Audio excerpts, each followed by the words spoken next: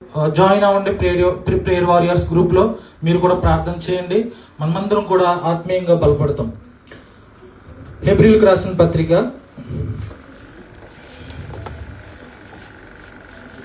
2వ అధ్యాయం. హెబ్రీయులకు రాసిన పత్రిక 2వ అధ్యాయం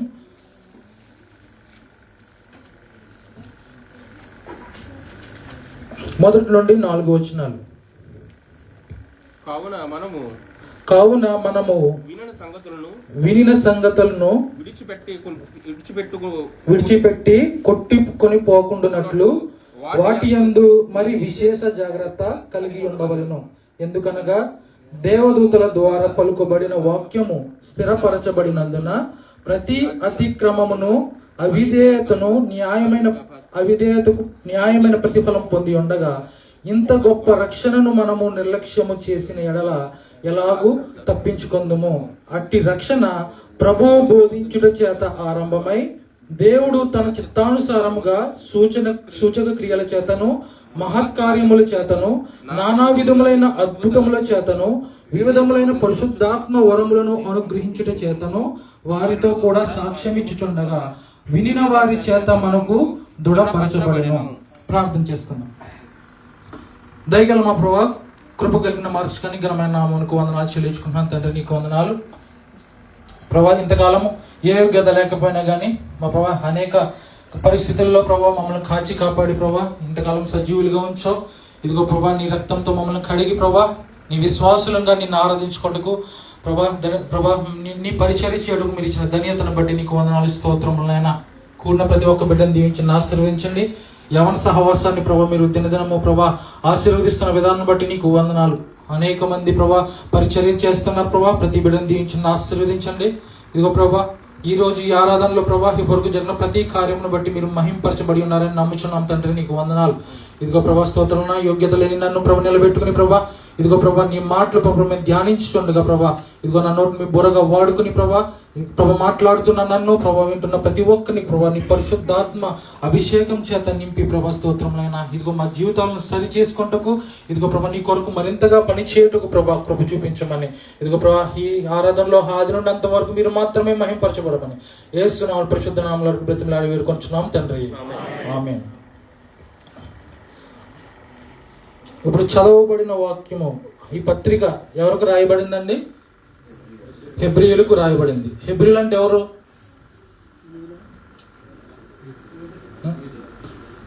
గట్టిగా చెప్పండి. యూదులు, ఇశ్రాయేలు యూదులు 12 గోత్రాలు ఉన్నారు కదా. అబ్రహాం నుండి వచ్చిన సంతానాన్ని హెబ్రీయులు అన్నారు. అయితే ఈ వాగ్దానం కేవలం ఆ 12 గోత్రాల వారికి చెందిన మాత్రమే కాబట్టి దేవుని వాగ్దానం వాళ్ళని మాత్రమే, ఆ తర్వాత నుంచి ఆ 12 గోత్రాల వారిని మాత్రమే ఈ హెబ్రీయులు అంటూ పిలుచుకుంటూ వచ్చారు. ఇది హెబ్రీయులకు రాసిన పత్రిక. ఈ పత్రిక యాక్చువల్గా ఎందుకు రాయబడిందంటే వాళ్ళకు పర్టికులర్ గా ఎందుకు రాయబడ్డాయంటే ఈ విషయాలు ఆ కాలంలో క్రీస్తు పునరుత్థానుడై వెళ్ళిపోయిన తర్వాత అపోస్తుల బోధల ద్వారా పరిచర్య ద్వారా అనేక మంది రక్షింపబడ్డారు. దాని తర్వాత రోమ సామ్రాజ్యం క్రైస్తవులకు విపరీతంగా వ్యతిరేకమైపోయి ఎక్కడైనా క్రైస్తవ బోధ వినపడుతుంటే ఎవరైనా బోధ చేస్తుంటే భయంకరంగా చంపేవారు. చంపడం అంటే మామూలు కాదు, తెలియని విషయం ఏం కాదు. మన అపోస్తులు చాలా మంది ఏ విధంగా హతసాక్షులు అయ్యారో మీకు తెలియని విషయం కాదు. ఆ చంపుతున్న రోజుల్లో ఇప్పుడు ఈ అపోస్తుల బోధ ద్వారా యూదుల్లో కూడా కొంతమంది యేసుక్రీస్తుని నమ్మారు. యాక్చువల్గా యూదులే యేసుక్రీస్తు వారిని సిలువ వేశారు. వాళ్ళు అసలు యేసుక్రీస్తు వారిని వారు ఎదురు చూస్తున్న మెస్సయ్యగా యాక్సెప్ట్ చేయలేదు. వాళ్ళ అంతకాలం ఎదురు చూసింది ఏంటి? ఒకరు వస్తారు, మెస్సయ్య వస్తారు, మమ్మల్ని కాపాడతాడు అనేసి ఎదురు చూస్తున్న మెస్సయ్యని మెస్సయ్య ఎవరైతే ఉన్నారో అతను యేసుక్రీస్తుగా వారు నమ్మలేదు. వాళ్ళే ఇతనే మెస్సయ్య అని చెప్పించుకుంటున్నాడని వాళ్ళు కోప్పడి యేసుక్రీస్తు వారిని వీళ్ళే సిలువ వేస్తారు.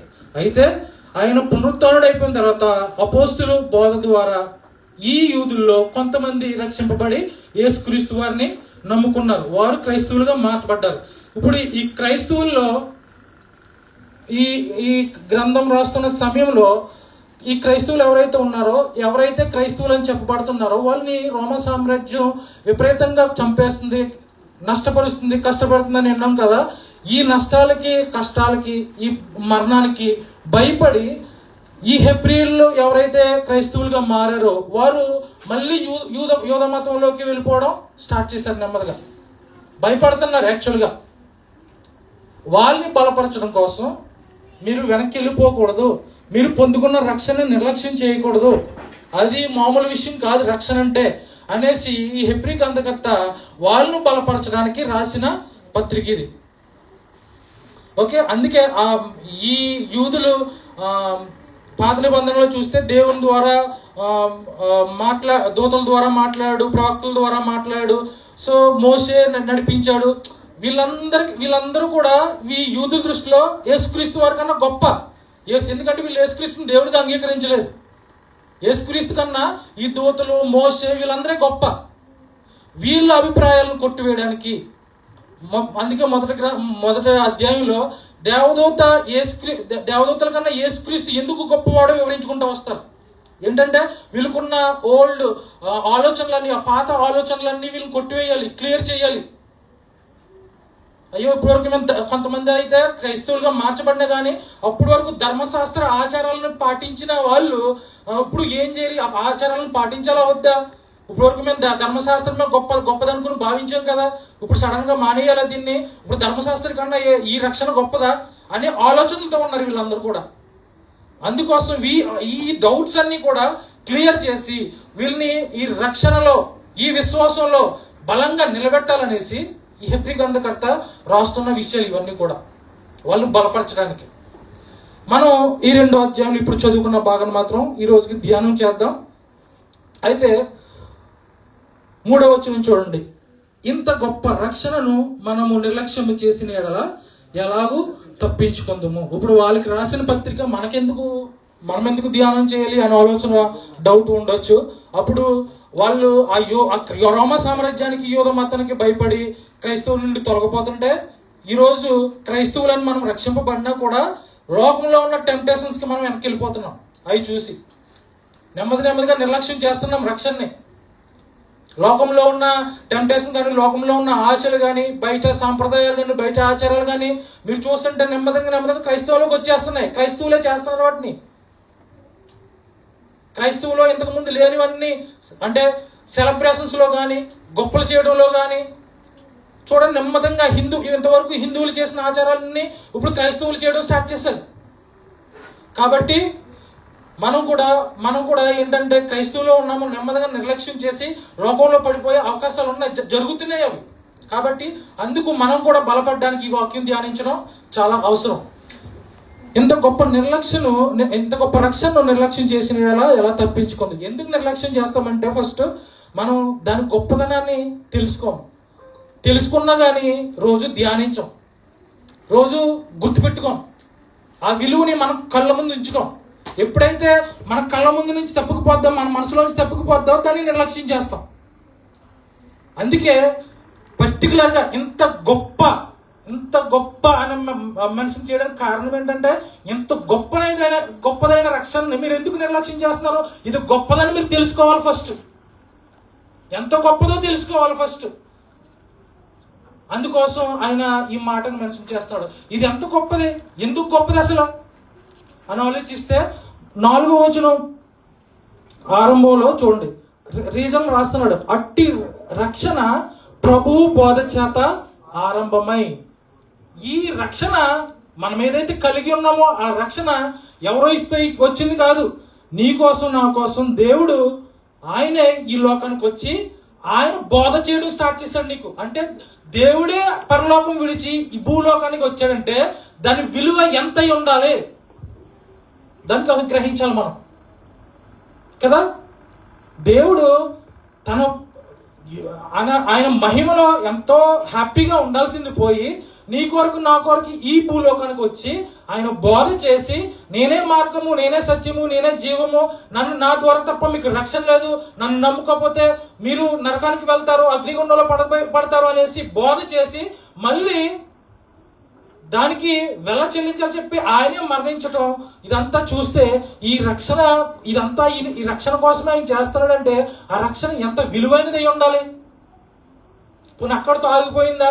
ఆయన ఆయన మరణించిన తర్వాత తిరిగి లేచి వెళ్ళిపోతూ అపోస్తులకి ఆ పరిశుద్ధాత్మ వరాలని ఎన్ని సూచక్రియలు చేసే ఈ పరిశుద్ధాత్మ శక్తి ఇవన్నీ కూడా అభిషేకాన్ని అపోస్తులకి ఇచ్చి మీరు సర్వలోకానికి వెళ్ళి సువార్త ప్రకటించండి, ఆ వాళ్ళ ద్వారా కార్యాలు చేసుకుంటూ వాళ్ళ ద్వారా మళ్ళీ సువార్త బోధించడం స్టార్ట్ చేస్తాడు. అక్కడ తాగలేదు, ఇప్పుడు కూడా సువార్త జరుగుతుందంటే ఈ రక్షణ కోసం ఎన్ని సంవత్సరాల నుంచి, దాదాపుగా 2025 సంవత్సరాల నుంచి ఈ రక్షణ గురించి బోధ జరుగుతుంది. మీరు రక్షణలోకి రండి అంటే అది ఎంత విలువైనదై ఉండాలి. ఇది దేవుని పాయింట్ ఆఫ్ వ్యూలో చూస్తే. ఇప్పుడు చూడండి, మనం జనరల్ గా ఇప్పుడు ఆలోచిద్దాం.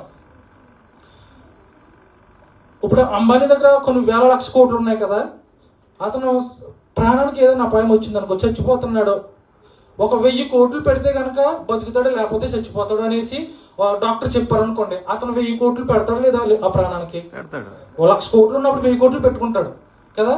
మేబీ ఆ 1,00,000 కోట్లు కూడా పెట్టాలన్నా కూడా ఆడు ప్రాణాన్ని కాపాడుకోవడానికి పెట్టేస్తాడు. ఎందుకంటే ప్రాణమే లేకపోతే ఆ డబ్బు ఏం చేసుకుంటాడు కదా. ఇప్పుడు ఆఫ్టర్ ఆల్ మహా అయితే ఇప్పుడు ఆపరేషన్ బ్రతికించిన తర్వాత మహా అయితే ఇంకెన్ని సంవత్సరాలు బతాడు? 10 సంవత్సరాలు, 20 సంవత్సరాలు, 30 సంవత్సరాలు తర్వాత అయితే చచ్చిపోతాడు కదా. దాని తర్వాత 20-30 సంవత్సరాలు బ్రతకడం కోసం 1,00,000 కోట్లు ఆ ప్రాణానికి పెడితే, మరి చచ్చిపోయిన తర్వాత నిన్ను నిత్యము అగ్నిలో కాలకుండా నిన్ను తప్పించి యుగయుగాలు శాశ్వతము నిత్యత్వంలో నీకు ఏ కరువు కాటక లేకుండా నిత్యము సంతోషంతో నూతన ఆకాశం నూతన భూమితో నిన్ను జీవింపజేసే ఈ రక్షణకి ఎంత విలువ ఉండాలి ఆలోచిస్తున్నామా? మనం దేన్ని నిర్లక్ష్యం చేస్తున్నామో మనం తెలుసుకోవాలి. ఇప్పుడు గొప్ప రక్షణ నిర్లక్ష్యం చేస్తే ఎలా తప్పించుకుందువు అంటే, ఇప్పుడు మనం గొప్ప విలువైన దాన్ని నిర్లక్ష్యం చేస్తామనుకో, మనం ఎంతగా నష్టపోతాం? గొప్పగా నష్టపోతాం, అంతేనా? 1 కోటి రూపాయలు నా పక్కన పెట్టుకుని ఎక్కడికి పోతాలే ఉంటాయిలే అనేసి నేను అక్కడ పెట్టేసి అటులోకి ఎవడో పట్టుకెళ్ళిపోయాడు అనుకో, దానికి విలువ ఎంత? 1 కోటి రూపాయలు. ఇప్పుడు దాన్ని 1 కోటి రూపాయలు విలువ ఉంది, దాన్ని నేను నిర్లక్ష్యం చేస్తే నేను ఎంత నష్టపోయాను? 1 కోటి రూపాయలు నష్టపోయాను. 100 కోట్లు దాన్ని నిర్లక్ష్యం చేస్తే 100 కోట్లు నష్టపోతాను. గొప్ప రక్షణ నిర్లక్ష్యం చేస్తే నువ్వు గొప్పగా శిక్షగా అవుతావు. అది ఎంత గొప్ప శిక్ష అది మన ఊహకు అందదు. అందుకే 2వ అధ్యాయంలో కంపేర్ చేస్తూ చూడండి ఒకసారి, 2వ వచనంలో చూడండి. ఎందుకనగా దేవదూతల ద్వారా పలుకబడిన వాక్యము స్థిరపరచబడినందున ప్రతి అతిక్రమమును అవిధేయతయు న్యాయమైన ప్రతిఫలం పొంది ఉండగా. అంటే ఇతను ఈ గ్రంథకర్త ఏం చేస్తున్నాడంటే పాత నిబంధనలో ఇచ్చిన ధర్మశాస్త్రాన్ని ఇప్పుడున్న రక్షణ బోధని కంపేర్ చేస్తున్నాడు అనమాట. అప్పుడు ధర్మశాస్త్రం దూతల ద్వారా అంటే యాక్చువల్గా దేవుడు మోసకి ఇచ్చాడు అనేసి పాత నిబంధనలు ఉంటుంది, కానీ ఇది దేవదూతల ద్వారా నియమింపబడింది అనేసి మనం అపోస్తుల కార్యంలో స్టీఫెన్ గారు ఆ ప్రధాన యాజకుడికి చెప్తూ ఇది ఆ ధర్మశాస్త్రం జీవవాక్యం దేవదూతల ద్వారా ఇవ్వబడింది అనేసి నియమింపబడింది అని ఇంకా గల్తీ పత్రికలు కూడా ఉంటది. సో దాన్నే ఆ ధర్మశాస్త్రాన్నే కోట్ చేస్తున్నాడు. ఇప్పుడు ఆ ధర్మశాస్త్రాన్ని మోసేకిస్తే ఆ మోసే మీ అందరికీ ప్రకటిస్తే అప్పుడు దాంట్లో ధర్మశాస్త్రం ఎవరైనా కానీ ఈ ధర్మశాస్త్రాన్ని అతిక్రమిస్తే వారికి శిక్ష రాళ్ళతో కొట్టి చంపేయాలనేసి ధర్మశాస్త్రంలో వ్రాయబడి ఉంది. ఇది కేవలం ఇప్పుడు నేను చెప్పాను కదా మొదటి అధ్యాయంలో దేవదూతల కన్నా యేసుక్రీస్తు వారు గొప్పవారు అనేసి నిరూపించాడని చెప్పాను కదా. ఇప్పుడు దేవదూతల ద్వారా ఇచ్చిన ధర్మశాస్త్రాన్ని నువ్వు అతిక్రమిస్తే ఇంత దారుణంగా చంపేస్తుంటే, మరి దేవదూతల కన్నా గొప్పవాడైన యేసుక్రీస్తు ఇచ్చిన బోధను నిర్లక్ష్యం చేస్తే, ఇచ్చిన రక్షణ నిర్లక్ష్యం చేస్తే ఇంకెలా చంపుతారు నిన్ను? ఇంకెంత పెద్ద శిక్షకు అర్హుడు అన్నది అతని ఉద్దేశం. ఆ 2వ వచనంలో చూడండి. ధర్మశాస్త్రంలో మనకు 100 ఎగ్జాంపుల్స్ ఉన్నాయి. ధర్మశాస్త్రాన్ని అతిక్రమిస్తే ఎలా శిక్షించాడో దేవుడు 100 ఎగ్జాంపుల్స్ ఉన్నాయి. మన ఇశ్రాయేల్లో కానాన్లోకి వెళ్ళిన వెంటనే ఫస్ట్ అటాక్ ఎరుకో మీద చేశారు కదా. ఎరుకో స్తుతి కేకలతోటి ఎరుకోని పడగొట్టి దేవుని శక్తితో ఎరుకోని జయించిన తర్వాత దేవుడు ఏమన్నాడు?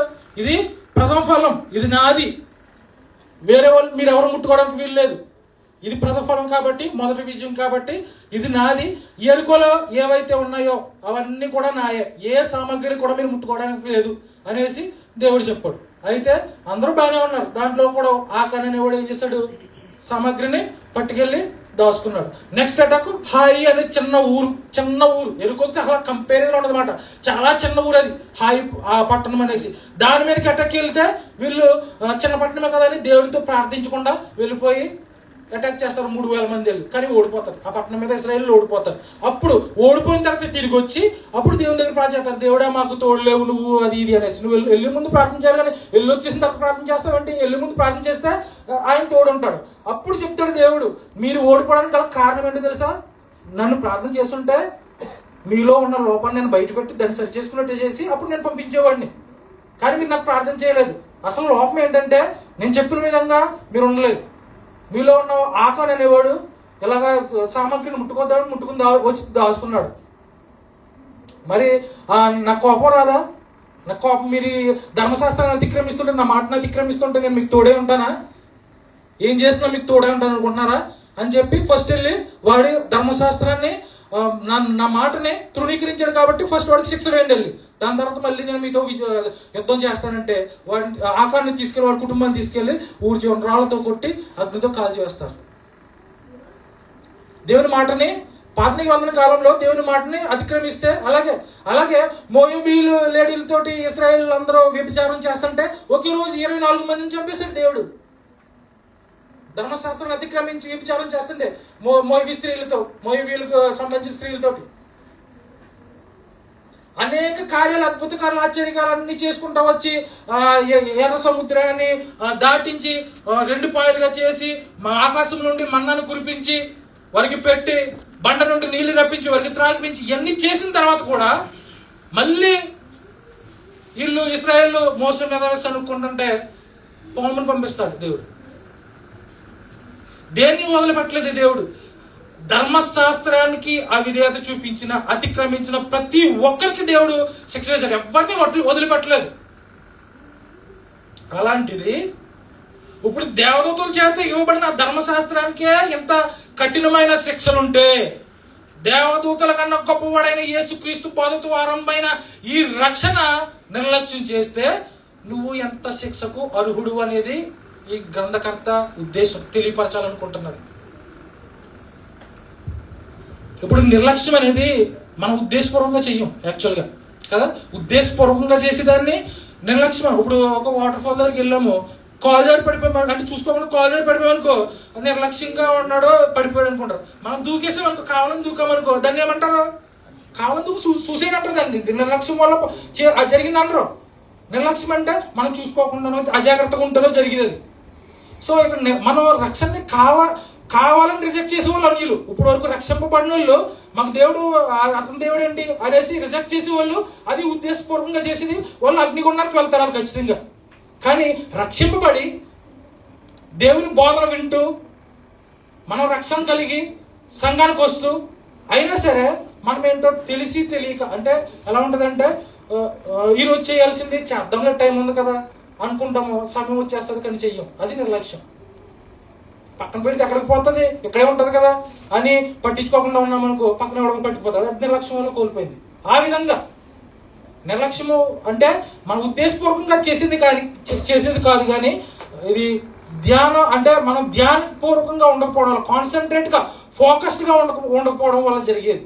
ఇప్పుడు చూడండి, మీలో వరకు కువైట్లో ఇంతకాలం నుంచి మీరు పనిచేస్తున్నారు కదా, ఎప్పుడైనా మీరు ఎవరైనా అనుకున్నారా నేను ఆ టైంలో చదువుకునే టైంలో కొంచెం బాగా చదువుంటే ఇప్పుడు కొంచెం మంచి పొజిషన్లో ఉండేవాడిని, ఎంత కష్టపడాల్సిన అవసరం ఉండేది కాదు.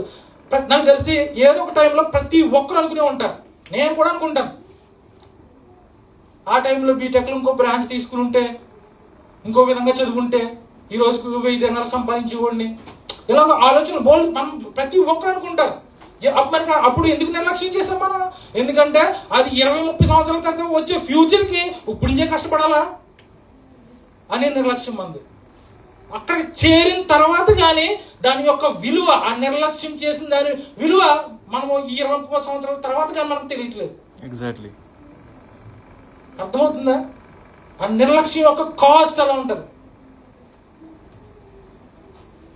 చిన్నవే కదా అనుకుంటాము. ఆ చిన్న పోగయి ముఖ్యంగా దేవుని విషయంలో చిన్న విషయాలు, పెద్ద విషయాలు, చిన్న పాపము పెద్ద పాపము లేదండి. నిర్లక్ష్యమే. మన రక్షణ జీవితంలో ఎటువంటి నిర్లక్ష్యం కూడా ఉండకూడదు. అది ఈరోజు మనం ధ్యానం చేస్తున్న విషయం. మనకి స్కిల్స్ ఉంటాయి, మనం చక్కగా రక్షింపబడ్డాము, ఇన్ని సంవత్సరాల నుంచి క్రైస్తవులో ఉన్నాము, చక్కగా ఈ అన్య దేశంలో ఆయన ఆరాధించుకోవడానికి ఇంత మంచి ధన్యతను మనకి ఇచ్చాడు. ఏ దేశంలో ఉందండి ఇలాగా? లేదు కదా. ఇన్ని ప్రోగ్రాములు చక్కగా దేవుని సహవాసంగా మనం ఎంతో ఆనందిస్తున్నాం దేవుల్లో. ఆ ధన్యత మనకిస్తే, మనకి దేవుడు మంచిగా పరిచయం చేయడానికి తలంపులు ఇస్తే రావడానికి నిర్లక్ష్యం, పాటలు పాడడానికి స్వరాలు ఇస్తే వచ్చి పాడడానికి నిర్లక్ష్యం, దేవుని సన్నిధికి రావడానికే నిర్లక్ష్యం కొంతమందికి. మనల్ని ఆశీర్వదించుకోలేదు, మనం ఇంకా దేవుని కోసం ఎక్కువ పని చేయాలి తప్ప, మనకి కంఫర్ట్ ఇచ్చాడు కదా దేవుడు అనేసి ఆ కంఫర్ట్ లో ఉండి దేవుని నిర్లక్ష్యం చేస్తే ఎలాగా?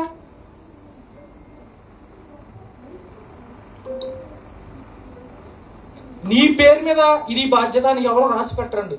నీకు తెలుసు కదా, ఇక్కడ నా అవసరత ఉంది, ఇక్కడ నాకు అవసరం ఉంది, దేవుని కోసం పని చేయాలి, నేను వెళ్ళి పని చేయాలి అని వచ్చేయాలి అంతే. అంతేగాని యూత్ లీడర్ అంటే యూత్ లీడర్ చేయాలి, సెక్రటరీ అంటే సెక్రటరీ చేయాలి, సెట్టబడి అంటే సెట్టబడే చేయాలి. ఐమ్ సారీ, నేను దీనికి ఎందుకు ఆపాదిస్తున్నాను అంటే ఎక్స్పీరియన్స్ అవుతుంది కాబట్టి దీనికి ఆపాదించి చెప్తున్నాను. నేను మనం నేర్చుకోవాలి కాబట్టి. మనం వీటన్నిటిని సరి చేసుకోవాలి కాబట్టి చెప్తున్నా. నిర్లక్ష్యం చేస్తే ఎలా తప్పించుకుందు అంటున్నారు. ఏ ఒక్కరు తప్పించుకోలేదు. పాత నిబంధనలు ధర్మశాస్త్రాన్ని అతిక్రమించడం ఏ ఒక్కరు తప్పించుకోలేదు. అలాంటిది ఇక్కడ సీరియస్నెస్ ఏంటంటే అక్కడే తప్పించుకోకపోతే ఇక్కడ ఎలా తప్పించుకుంటాం అంటున్నాడు దేవుడు.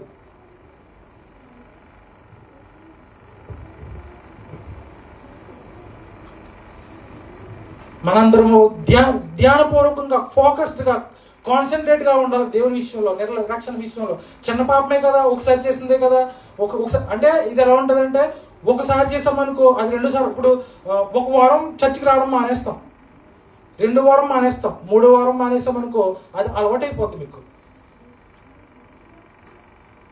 ఒకసారి ఒక పాపం చేస్తాం, ఒకసారే కదా, 2 సార్లు చేద్దాం, 2 సార్లే కదా అని చేస్తాం అనుకో అది అలవాటైపోతుంది మీకు. ఆ అలవాటు ఏమవుతుందంటే, ఒకసారి పాపం చేసేవాడికి దేవునికి ఒక స్టెప్ దూరం అవుతావు, 2సారి పాపం చేసేవాడికి ఇంకో స్టెప్ దూరం అవుతావు. అలా చేసి కొద్ది నిర్లక్ష్యంగా చేసి కొద్ది మొత్తానికి దూరం అయిపోతావు. అందుకే మొదటి వచనంలో అంటున్నాడు, కొట్టుకుపోకుండానట్లు. కొట్టుకుపోతావు నువ్వు. కొట్టుకుపోవడము నిర్లక్ష్యం వల్ల కొట్టుకుపోతావు. ఇప్పుడు కొట్టుకుపోకుండా ఉండాలంటే ఏం చేయాలన్నాడు? వినిన సంగతుల్ని విశేష జాగ్రత్తగా కలిగి ఉండాలి. మనం ఫోకస్డ్ గా ఉండాలి వినే విషయాలు బట్టి. ఈ మొదటి అధ్యాయంలో అప్పుడు చెప్తాడు, అప్పుడు ప్రవక్తల ద్వారా మాట్లాడాడు దేవుడు, దేవదూతల ద్వారా మాట్లాడాడు. ఇప్పుడైతే కుమారుని ద్వారా మాట్లాడుతున్నాడు. మనకు చెప్తున్న మాటలు ఎవరి అంటే కుమారుని మాటలు, అంటే యేసుక్రీస్తు వారి మాటలు ఇవి. ఈ మాటలు మనం వింటున్నాం కదా, ఈ వినిన మాటల్ని జాగ్రత్త పెట్టుకోవాలి మన హృదయంలో. ఇప్పుడు హృదయంలో ఉండాలంటే మనం చదవాలి కదా. ఇప్పుడు రక్షింపబడ్డాను అనుకుని యాక్చువల్గా రక్షింపబడినోడికి నిజంగా అంటే, ఇప్పుడు కొంతమంది ఎలా ఉంటారంటే రక్షింపబడ్డాం అనుకుంటారో, బాప్తిసం తీసుకుంటారో, బాప్తిసం తీసుకున్నాను కాబట్టి రక్షింపబడిపోయి అనుకుంటారో, కానీ దాని తర్వాత జీవితం ప్రభువుకి వీడికి సంబంధం ఉండదు. వాళ్ళు ఏంటంటే నేను రక్షింపబడిపోయాను అనుకుంటారు, కానీ అది యాక్చువల్గా రక్షణ కాదు. బాప్తిసం తీసుకున్నంత మాత్రం రక్షణ కాదు. నీకు పరిశుద్ధాత్మ బాప్తిసం ఉండాలి, అది మెయిన్, అది ముందు జరగాలి. బయట వాటర్తో ముంచేది, వాటర్ నీళ్ళు వేసేది, అది కేవలం సంఘానికి చూపించడానికే నువ్వు బాప్తిసం పొందావు, సంఘంలో చేరబడుతున్నావు అనేది. అది యాక్చువల్ ప్రొసీజర్ అంటే రక్షణ పొందావంటే దేవుణ్ణి పశ్చాత్తాపడి, నువ్వు ఇప్పటి వరకు చేసిన ప్రతి పాపానికి పశ్చాత్తాపడి, అది ఇంపార్టెంట్. నీ ఇక్కడ నుండి నీ ద్వారా తప్ప నేను బ్రతకలేను, నువ్వు లేకపోతే నేను అడ్డుగొడవలో పడిపోతాను, ఆయన ముందు బోర్లు పడిపోయి ఇంకా ఆయన మీద ఆధారపడ్డావు, ఆయనే ఎక్కడి నుంచి నీ కోసమే బ్రతకడం, అది యాక్చువల్ రక్షణ. బాప్తిసం తీసుకుని ఇష్టం వచ్చినట్టు బతికాను ఇక్కడి నుంచి అంటే అది రక్షణ కాదు.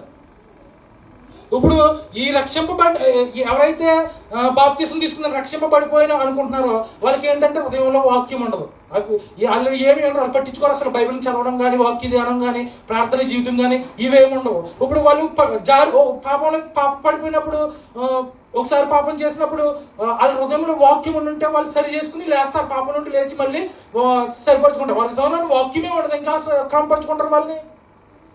యాక్చువల్గా రక్షింపబడినోడు ఏం చేస్తాడో, రోజు వాక్య ధ్యానం చేస్తాడో, రోజు ప్రార్థన చేసుకుంటాడో, వాక్యాన్ని హృదయంలో ఉంచుకుంటాడో. కాబట్టి ఒకసారి పాపం చేసి పడిపోయినా ఆ వాక్యంతో సరి చేసుకుని మళ్ళీ లేచి వచ్చి దేవుని కోసం బ్రతుకుతాడు. అది ఆ డిఫరెన్స్ తెలుసుకోవాలి. మనం కొన్ని వచనాల్ని చాలా ఏంటంటే కొన్ని మాటల్ని చాలా మిస్యూజ్ చేస్తుంటాం. అంటే ఒకసారి రక్షింపబడితే మళ్ళీ ఇంకా రక్షింపబడినోడికి నరకలేదు కాబట్టి ఒకసారి రక్షింపబడ్డామంటే ఇంకా మనం రక్షణ కోల్పోము అన్న చెప్పిన మాటల్ని ఎలా తీసుకుంటారంటే, మనం బాప్తిసం తీసుకున్నాం కాబట్టి ఇంకా నేను ఎలాగైనా బతకొచ్చు, ఒకసారి పొందుకున్నాను కాబట్టి అగ్నిగుండం నుంచి తప్పించేసుకోవచ్చు. ఇది కరెక్ట్ కాదు. అలా బతుకుతున్నావు అంటే యాక్చువల్గా నువ్వు పొందింది రక్షణ కాదు, నీ ఇల్లు స్నానం చేసావు అంతే. సో మన వాక్యాలు చాలా జాగ్రత్తగా అర్థం చేసుకోవాలి. అర్థం చేసుకోకపోతే మనము చూడనివి చూస్తాం, పడవలసి వస్తుంది. అందుకే అంటున్నాడు ఇక్కడ, వినిన సంగతుల్లో బట్టి నువ్వు చాలా జాగ్రత్తగా, కొట్టుకోకుండా జాగ్రత్తగా ఉండాలి, నిర్లక్ష్యంగా ఉండకూడదు. చిన్నప్పుడు ఒక కథ విన్నాను. ఇది అందరూ ఉంటారు సింగి కథ. వాళ్ళ ఆర్థిక పరిస్థితిని బట్టి ఇంట్లో, అంటే వాళ్ళు చాలా పేదవాళ్ళు ఉండి కొడుక్కి అన్నం పెట్టడానికి, కొడుకు అన్నం అడిగితే అమ్మ చెప్తుంది, డబ్బులు లేవు కదరా, అన్నం ఎలా పెట్టాలరా నీకు అని అడిగితే వాడు వెళ్ళి దొంగతనం చేసి ఒక పర్స్ దొంగతనం చేసి పట్టుకొచ్చేసి నాకు దొరికిందని చెప్తాడు అలా అమ్మకి. అలా రెండోసారి కూడా అలాగే చేస్తాడు, మూడోసారి కూడా అలా చేస్తాడు. ఇన్నిసార్లు చేస్తాడంటే వాళ్ళ అమ్మకి ఏం రావాలి, అసలు డౌట్ రావాలా? డౌట్ వచ్చి ఏం జరిగిందో 2-3 తగిలిస్తే కానీ వాళ్ళ అమ్మ ఏం చేస్తుంది, నిర్లక్ష్యంతో డబ్బులు వస్తున్నాయి కదా అనేసి ఏం చేసింది వాళ్ళ అమ్మ, వాడికి సభాస్ అనుకుంటా వచ్చింది. వాడు పెద్దోడయ్యి ఒక పెద్ద గజ దొంగ అయిపోయి బ్యాంకుకు దొంగతనం చేస్తా పట్టుబడతాడు, వాడికి ఊరి శిక్ష పడతాడు. ఈ కథ అందరూ ఉంటారు ఖచ్చితంగా. ఊరి శిక్ష పడిన తర్వాత చివరి కోరిక ఏంటి అని అడిగితే, మా అమ్మను ఒకసారి కలవాలి, మా అమ్మతో మాట్లాడాలి అంటాడు. అప్పుడు జైలు దగ్గరికి వాళ్ళ అమ్మని తీసుకొచ్చిన తర్వాత, అమ్మ నీకు విషయం చెప్పాలని చెవి దగ్గరికి తీసుకొస్తే వాళ్ళ అమ్మ చివరిని గట్టి కొరికేస్తాడు. ఎవరు నా చివరిని కొడుకుతావంటే, చిన్నప్పుడు ఆ టైంలో నువ్వు నిర్లక్ష్యం చేయకుండా నువ్వు నన్ను గద్దించుంటే, ఇది ఎలా జరిగింది అనేసి గద్దించుంటే నేను ఈరోజు ఇంత పెద్ద దొంగోడిని అయ్యి ఉండే కాదు, నాకు ఊరి శిక్ష పడి ఉండేది కాదు, నువ్వు నిర్లక్ష్యం చేయడం వల్ల ఈరోజు నేను కొరుకుతున్నాను అని వాళ్ళ అమ్మ చెవి పట్టుని కొరుకుతాడు. చూసారా, చిన్న నిర్లక్ష్యం అది పెద్దది పోగా ఎంతవరకు తీసుకెళ్ళింది? దొంగతనం. ఒక వారం చర్చే కదా, మన యూత్ సహవాసమే కదా, ఎవరొకరు చేస్తారు కదా. ఈ రోజుకి టైం లేదు కదా, ప్రార్థన మానేద్దాం. ఈ రోజుకి టైం లేదు కదా, ఇంకో పని ఉంది కదా, వాక్యం చదవడం మానేద్దాం. ఇవన్నీ ఒకటి అంటే ఒక రోజు చేసిన తర్వాత మళ్ళీ ఇంకో 2వ రోజు చేయాలనిపిస్తుంది, చేసిన తర్వాత ఇంకో అది అలవాటు కింద మారిపోయి కంప్లీట్గా కొట్టుకుపోతాం అనమాట. ఇది చాలా గొప్ప రక్షణ అండి, చాలా గొప్ప. ప్రతి క్రైస్తవుడు కూడా నమ్మాలంటే తన జీవితంలో ఏదైనా గొప్పది ఉందంటే తన అన్నిటికన్నా గొప్పది రక్షణ అని భావించాలి. అలా భావించినాడు నేను అంటాను క్రైస్తవుడే కాదు. ఎందుకంటే నీ దగ్గర ఉన్న ప్రతిదీ ఈ రోజో రేపో ఇంకో రోజో పోతాయి, ఈ రక్షణ మాత్రం నిత్యత్వం ఉండేది. అదే నిన్ను అగ్నిగుండం కాపాడి ప్రభువుని చూడడానికి, ప్రభుతో కలిసి జీవించడానికి సహాయం చేసేది. కాబట్టి మనము నిర్లక్ష్యంగా ఉండొద్దు దయచేసి. ఈ రక్షణ యొక్క ఇంపార్టెన్స్ మనం అర్థం చేసుకుందాం.